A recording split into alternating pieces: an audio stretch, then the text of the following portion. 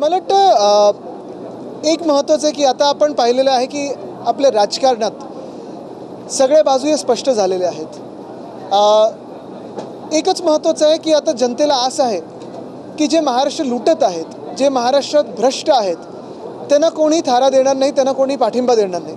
आणि मला वाटतं हे सगळं आपण लोक म्हणून पाहतो, त्याच्यावर मी काही वक्तव्य करणं हे जास्ती गरजेचं नाही आहे. पण एकच महत्त्वाचं आहे की काल आम्ही ज्या हॉस्पिटलला भेट देऊन आलो, डॉक्टर्सना भेटून आलो, नर्सना भेटून आलो. आमची भेट झाल्यानंतर रमेश म्हात्रेंना अटक तर झालेली आहे, पण त्यानंतर मला वाटतं अजूनही त्यांना हॉस्पिटलमध्येच ठेवलेलं आहे. आता ज्या गोष्टींवरनं तुम्हाला अटक झाली आहे त्याचाच तुम्ही आश्रय घेता, त्याचाच तुम्ही मागे लपायचा प्रयत्न करत आहात. पण मग नेमकं गृह खातं किती याच्यावर कीन आहे, किती याच्यावर दबाव टाकून याला आत टाकण्यासाठी दबाव टाकत आहे की इथे पण एकनाथ शिंदेंचं फडणवीस साहेब ऐकणार आहेत, हे आता पुढच्या 1-2 दिवसात स्पष्ट होईल. डॉक्टर्स जे मागत आहेत, नर्सेस जे मागत आहेत ते न्याय मागत आहेत, कडक कारवाई मागत आहेत, शिक्षा मागत आहेत.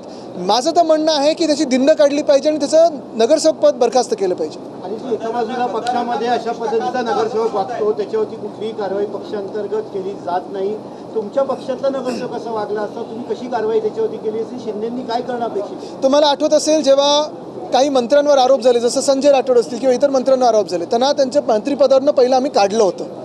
आणि तसंच आमची ही अपेक्षा आहे की मिंदेंकडून ह्या नगरसेवकाला त्याच्या पदावरनं काढले गेले पाहिजे. त्याच्यात CCTVमध्ये आता तर नुसतं मारहाणीचा व्हिडिओ नाही, त्याचा जो ऑडिओ आला त्याच्यासोबत एवढा घाणेरडा आहे, एवढे घाणेरडे शब्दांचा वापर केलेला आहे, त्यांना बरखास्त करून त्याची दिंड काढली पाहिजे.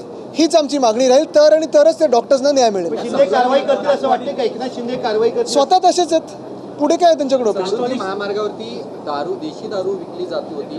मोठ्या प्रमाणात हे दारू गेल्या काही दिवसांपासून त्या ठिकाणी विकली जाते. आता महत्त्वाची गोष्ट हीच आहे की समृद्धी महामार्ग असेल किंवा इतर जे महामार्ग आहेत, एकतर ते रस्त्याची क्वालिटी बघा, दुसरं म्हणजे जे काही खड्डे पडतात ते बघा. अशा जर घटना होत असतील तर ती दारू नेमकं तुम्ही आता ते कदाचित हे पण कारण देऊ शकतील की इथेनॉलसारखं आम्ही त्या पेट्रोलमध्ये टाकणार होतो आणि त्याचं मिश्रण करणार होतो. हे खूप शक्य आहे, हे सरकार त्याच्या पण केपेबल आहे. पण आम्हाला उत्तर काय येतं हे तर अपेक्षित आहेच, पण सरकारच्या ह्या राज्यामध्ये असं होऊच कसं शकतं हे देखील जाणून घेणं गरजेचं आहे. राष्ट्रवादी शरद पवार गटाकडून एक नगराध्यक्षांमध्ये चर्चा सुरू झाली आहे की एनडीएमध्ये सहभागी होण्याच्या संदर्भात अशा चर्चा होत आहेत की काँग्रेसमध्ये सहभागी व्हायचं की एनडीएचा भाग बनायचा. मला वाटतं तो आमचा प्रश्न नाही, तो त्यांचा प्रश्न आहे. पण आम्ही आमचं मत स्पष्टपणे परखडपणे मांडत असतो. आणि ह्या देशामध्ये आपण पाहिलं असेल आता सर्वत्र सगळीकडेच लोक बोलायला लागलेली आहेत, लोक व्यक्त होतात, लोकांचा राग व्यक्त होतोय. महागाई असेल, पाण्याची टंचाई असेल, विजेची कपात असेल, हे सगळ्या गोष्टी तर आहेच.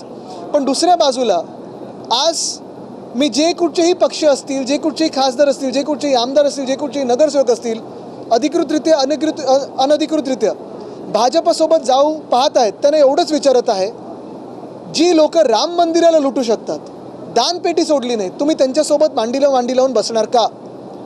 तसंच जर पाहिलं असेल तर जंतर मंतरला जे विद्यार्थी आहेत ते पण बसलेले आहेत, अभिजित दिपके बसलेले आहेत, सोनम वांगचुक तिथे अजूनही आंदोलन करत आहेत. कोणासाठी करत आहेत, कशासाठी करत आहेत? ह्या देशासाठी करत आहेत. जो नीटचा पेपर फुटला त्याच्यासाठी करत आहेत. तुम्ही त्यांच्या विरोधात भाजपच्या सोबत जाणार का? हा माझा सवाल सगळेच जे लोक भाजपसोबत जायचं त्यांना आज मी त्यांना विचारत आहे. एक करू. काल मुख्यमंत्र्यांनी जे विधानसभेमध्ये भाषण केलं याच्या कशा पद्धतीनं बघताय? जोरदार टीका त्यांनी विरोधकांवरती. त्यांनी 2-2.25 तास जे ते भाषण खेचलं, खूप थापा मारल्या, पण त्यांचं फ्रस्ट्रेशन हे दिसायला लागलेलं आहे. काय खूप वेळा काय होतं, arrogance is a sine of frustration हे जे आपण बोलतो, हे काल जिवंत उदाहरण याचं मुख्यमंत्री महोदय. मी ह्या मागच्या आठवड्यात पण सांगितलं की कदाचित हे शेवटचं अधिवेशन त्यांचं मुख्यमंत्री म्हणून आहे. कदाचित त्यांना दिल्लीत कॅबिनेट मंत्री म्हणून खेचलं जाईल, जोर जबरदस्तीने खेचलं जाईल. शिवराज सिंग चौहानानं कसं खेचलं तसं खेचलं जाईल. पण ते फ्रस्ट्रेशन आता लोकांवर काढतात, महाराष्ट्राच्या जनतेवर काढतात. आणि जर एवढंच प्रश्न विचारत तुम्हाला झोंबत असेल तर का बसलेत त्या खुर्चीवर? तुम्ही ज्या खुर्चीवर बसलेला आहात, ज्या सत्तेमध्ये बसलेला आहात, लोक तुम्हाला सवाल करतील. भ्रष्टाचार किया है, पैसा खाया है, तो गाली भी खानी पडेगी, हे समजून घ्या. लोक प्रश्न विचारतील, तुम्हाला उत्तर देणं गरजेचं आहे. महाराष्ट्राला धमकवून चालणार नाही. तुम्ही हिंदीत धमकवा, इंग्लिशमध्ये धमकवा, फ्रेंचमध्ये धमकवा, तुमच्या धमक्या आम्ही ऐकून घेणार नाही. महाराष्ट्र या धमकीला बळी पडणार नाही. आम्ही प्रश्न विचारत राहू. तुम्ही जी अनियमितता केली असेल, तुम्ही जे घोटाळे केले असतील, भ्रष्टाचार केले असेल, तुम्ही ज्या थापा मारता त्याला एक्सपोज करत राहू. संजय राऊत शरद पवारांवरती टीका केलेली आहे. त्यांनी जी काल एकनाथ शिंदेच्या जालन्यात जाऊन भेट घेतली त्याच्यावरती संजय राऊतांनी टीका केली. महायुतीत मिठाचा खेळ, महाविकास आघाडीत मिठाचा खडा आहे का? मी आता त्याच्यावर बोलणार नाही, कारण मी सांगितलेलं आहे आम्ही आमचं मत मांडलेलं आहे आणि आम्ही या देशाच्या जनतेसोबत आहोत, भाजपसोबत जाणार नाही. किती दबाव टाकला, किती काही खेचण्याचा प्रयत्न केला, आमिषा दाखवली, तरी देशविरोधी कारवाई आणि हिंदू विरोधी कारवाई आम्ही करणार नाही. भाजप हे हिंदू विरोधी आहेत, भाजप हे देशद्रोही आहेत. डान्सबार संदर्भामध्ये कायद्यामध्ये सुधारणा आणण्यात आलेल्या आहे आणि तसं विधेयक जे आहे ते सादर केलेलं आहे, पण अजूनही डान्सबार नवी मुंबई असेल, उपनगरात असेल, हे सुरू आहे. कोणाच्या सावलीत सुरू आहे? खडाजंगी देखील त्या दिवशी झाला आणि परत देखील बोलतो. मला वाटतं एवढंच महत्त्वाचं आहे.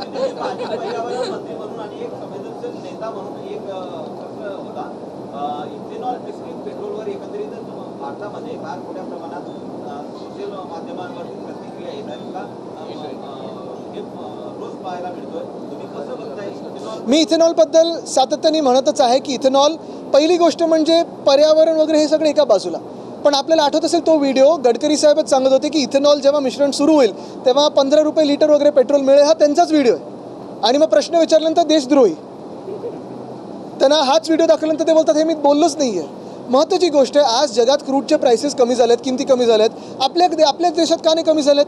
आपल्या सगळ्या आजूबाजूच्या देशांमध्ये पेट्रोल डिझेलचे प्राइस कमी झाले, किमती कमी झाल्यात. मग आपल्याच देशात का नाही कमी झालेत?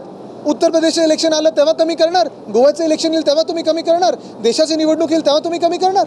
आणि इथेनॉलबद्दल पण जे इंडस्ट्री बोलत आहे, जे जगात सगळे बोलत आहेत की इथेनॉल ब्लेंडिंग हे अजूनही अनसायंटिफिक आहे, अजूनही गाड्यांना ह्याच्यातून किती डॅमेज होते आपण पाहतोय, तरी देखील घुसवायचा स्वतःचा धंदा वाढवण्यासाठी रस्ते तुम्ही तर ठीक करून दाखवा. मुंबई गोवा महामार्ग एकतर नीट करून दाखवा.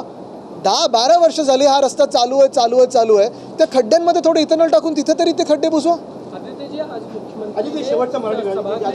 ते मराठीचं बोलतात. अच्छा, शेवटचा तुम्ही सातत्यानं उद्धवजींनी पण देवेंद्र फडणवीसांचा उल्लेख पहिले मराठी पंतप्रधान केला. तुम्ही आज केंद्र ठाकरेंची इच्छा आहे का देवेंद्रजींनी केलं? आम्ही हेच सांगितलं की त्यांनी पहिलं व्यक्त व्हावं, मग आम्ही त्याच्यावर आमच्या भूमिका व्यक्त करू. असतील का? आम्ही हेच सांगत आहोत. शुभेच्छा म्हणजे पहिली गोष्ट म्हणजे त्यांची बॉडी लँग्वेज बघून, त्यांचं फ्रस्ट्रेशन बघून, त्यांचं ॲरोगन्स बघून एक नक्की दिसायला लागलेलं आहे की भाजप काय आता त्यांना पुढचा काळ महाराष्ट्रात ठेवत नाही, त्यांना हा केंद्रीय मंत्री म्हणून घेणार, हे आता दिसायला लागलेलं आहे. आता ह्याच्यात ऑपरेशन देवेंद्र फडणवीसमध्ये भाजपचेच पुढचे मुख्यमंत्री आत्ताच्या काळात होतील की मिंदे गटातून होतील आणि संघ आणि भाजप हे ऐकून घेईल, हे बघणं आता आम्ही खूप इंटरेस्टेड आहोत. पण हे होत असताना जर त्यांना प्रधानमंत्री बनायचं असेल असं त्यांनी इथे येऊन बोलून दाखवावं. सर, जिस तरीके से अब हम देख रहे हैं कि देवेंद्र थांबा, एक शेवटचा, त्यांचा काल वाढदिवस होता ना, आज आहे काल होता, काल तेच बोललो, काल सभा आणि परिषदेमध्ये अजूनही विरोधी पक्षनेता नाहीये. त्यांना आम्ही बोललो ना, आज एक दिवस तरी करून दाखवा. भास्कर जाधवजी असतील किंवा वरती जे आम्ही नाव दिलं. सर, जिस तरीके से देवेंद्र फडणवीस जी ने कल भाषण किया था, क्या लगता है आपको आने वाले समय में वो दिल्ली में दिखेंगे, महाराष्ट्र की गति संभालेंगे? कल का जो भाषण था फडणवीस साहब का, एक तो बहुत सारी फिक्शनल बातें उन्होंने कही, मुंबई के बारे में हो, विकास के बारे में हो, कौन से राज्य में ये उन्होंने करके दिखाया, हमें एक बार दिखाया, पिक्चर देखने के लिए बुलाए. लेकिन उनकी जो बॉडी लैंग्वेज थी और उनका जो एरोगेंस था, ये फ्रस्ट्रेशन का बहुत बड़ा चिन्ह है. और ये मैं आज दावे के साथ कह सकता हूँ कि ये फडणवीस साहब का मुख्यमंत्री होने के नाते आखिरी सत्र है, इसके बाद वो केंद्र में मंत्री करके बुलाया जाएगा उनको. लेकिन जो उन्होंने कल महाराष्ट्र की जनता को धमकाया कि अगर आप सवाल पूछोगे, सोशल मीडिया पे व्यक्त होगे तो हम ऐसे करेंगे, वैसे करेंगे, छोड़ेंगे नहीं, मैं इतना ही कहूँगा उन्हें कि साहब, भ्रष्टाचार किया है, पैसा खाया है तो गाली भी खानी पड़ेगी. जो बातें हम पूछ रहे हैं, जो बातें सिर्फ हम नहीं, महाराष्ट्र की जनता पूछ रही है, जवाब आपको देना पड़ेगा. जिस कुर्सी पे आप हो, आप राजा नहीं हो, जनता के सेवक हो. और ये मान के चलिए कि जनता हर समय आपको सवाल करेगी, ये घमंड नहीं कोई देखेगा. यूनिफॉर्म सिविल कोड को लेकर भी जिस तरह से कमेटी बनाई गई है, आपको लग रहा है कि वन इथों same question. Uniform civil code भी अब महाराष्ट्र में जल्दी लागू होगा, आज कमेटी भी उसकी फॉर्म हो गई, किस तरह से देख रहे हैं? बात यही है, हमने पहले भी कहा था, पहले सड़क की जो लेवल है, क्वालिटी, उसमें यूनिफॉर्मिटी लाए, जो सेवाएं देते हैं उसमें यूनिफॉर्मिटी लाए, जो सांसद है या विधायक है उनको जो फंड्स देते हैं उनमें यूनिफॉर्मिटी लाए, जो ईडी, आईटी, सीबीआई विरोधी पक्ष के घर पे जाती है उनमें सत्ताधारी पक्ष पे जो आरोप होते हैं उन पे भी जाए, उस पर भी यूनिफॉर्मिटी लाए. बात सरल है, कि जो प्रस्ताव होगा उस पर आगे विचार किया जाएगा। प्रस्ताव क्या है देखेंगे। आप समर्थन करेंगे UCC का? क्योंकि जो प्रस्ताव आएगा पहले बिल्कुल, लेकिन जो बाला साहब जी का हिंदुत्व था वो भाजपा का हिंदुत्व नहीं है। जो हमने राम मंदिर की मांग की थी, राम भक्तों के लिए की थी, इनके ट्रस्टी उसमें से पैसे खाए इसलिए नहीं है। और जो हर बात हमने की थी उसके खिलाफ भाजपा जा रही है, इसलिए जो प्रस्ताव आएगा उस पर विचार विमर्श किया जाएगा। दूसरा है कि कल शरद पवार जी आए विधानसभा में, उन्होंने बैठक की जो सीमा प्रश्न को लेकर की। एकनाथ शिंदे केबिन में चले गए, आपने विधायकों के साथ बातचीत कर ली। मुझे लगता है राउत साहब ने उस पर बयान दिया है। आप इसे किस तरीके से देखते हैं? मुझे लगता है राउत साहब ने उस पर बयान दिया है। राउत साहब ने बयान दिया है, लेकिन मैं यही आज कहना चाहूँगा कि जो भी भाजपा से हाथ मिलाएगा वो राम मंदिर जिन्होंने लूटा है उसको आशीर्वाद दे रहा है। कल अगर हम देखें तो केडीएमसी के पूरे प्रकार में आप भी वहाँ पे गए थे, उनकी अरेस्ट हुई लेकिन अभी तक जो म्हात्रे है वो अस्पताल में ही है। मुझे लगता है रमेश म्हात्रे को सिर्फ अरेस्ट नहीं तो उसकी परेड निकाली जाए और जो उनका नगर सेवक पद है वो बर्खास्त किया जाए। जैसे उन्होंने डॉक्टर्स पे, फिर महिला डॉक्टर हो, पुरुष डॉक्टर हो, नर्सेज हो, उन पे हाथ चलाया है, बहुत ही निंदनीय बात है। और आज दुर्भाग्यपूर्ण बात यही कि अरेस्ट के बाद आश्रय वो कहाँ ले रहे, कहाँ छुप रहे हैं, तो एक हॉस्पिटल में जाके छुप रहे हैं। यानी जो हंगामा किया वो एक हॉस्पिटल में, जाके छुप रहे दूसरे हॉस्पिटल में। हिम्मत होगी तो आओ, लोगों के सामने आओ, डॉक्टर्स के सामने आओ, माफ़ी तो मांगना दूर, पहली बात तो आने की भी एक थोड़ी शर्म दिखाओ। पेट्रोल में इथेनॉल मिलाने की बात हो रही है, तो आप ये तो किसी का धंधा बढ़ाने की बात हो रही है। इथेनॉल ब्लेंडिंग जो है, आपको सभी को पता है कि पूरी इंडस्ट्री है, फिर सारे लोग हैं, जो जनता गाड़ियां इस्तेमाल कर रही है या सारी पेट्रोल के इंजन इस्तेमाल कर रही है, वो देख रहा है आपको कितना डैमेज हो रहा है। और ये डैमेज जनता का, डैमेज भारतीय नागरिकों का, और धंधा चले एक मंत्री और उनके बेटे का, ये कैसे चलेगी? जो मंत्री है उनका काम है सड़क बनाना, वो सड़क बन रही नहीं है और बिजनेस बढ़ाने में चले। एक बार हम बार हम देख रहे हैं कि खासकर शरद पवार को आप एक बात कह रहे होते हो, उनकी राह कहीं और नजर आती है। हम इस देश की जनता के साथ है। हम जिन्होंने राम मंदिर को लूटा है उनके खिलाफ है। हम जिन्होंने नीट का पेपर फोड़ा है उनके खिलाफ है। हम इस देश में जो महंगाई बढ़ा रहे हैं उनके खिलाफ है, यानी भाजपा के खिलाफ है। इंग्लिश कुठे गेले? त्यांना इथेच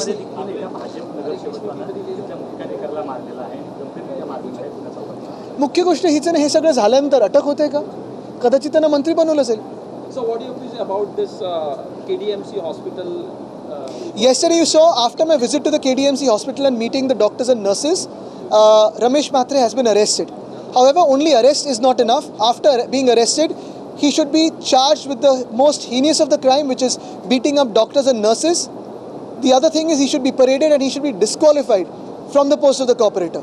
Eknath Shinde and the Home Department and Mr. Fadnavis are shielding Ramesh Mhatre by keeping him in another hospital.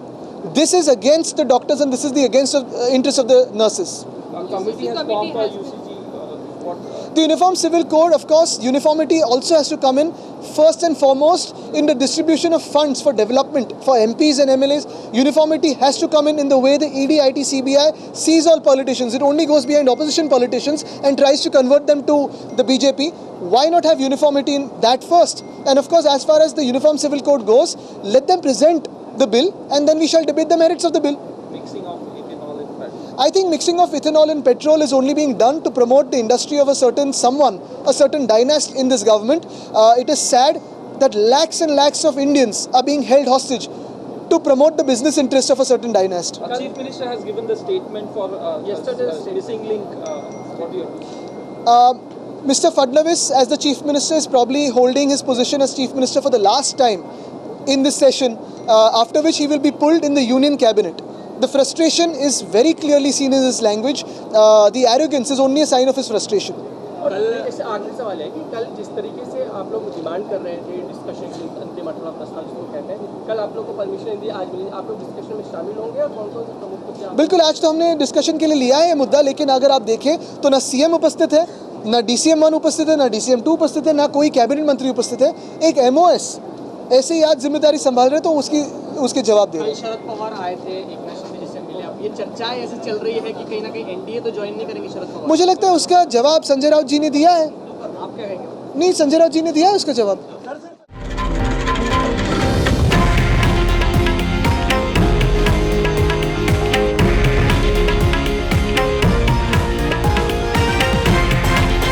हे आहे देशातील नंबर 1 न्यूज नेटवर्क आणि आपण पाहत आहात TV9 मराठी, एकमेव.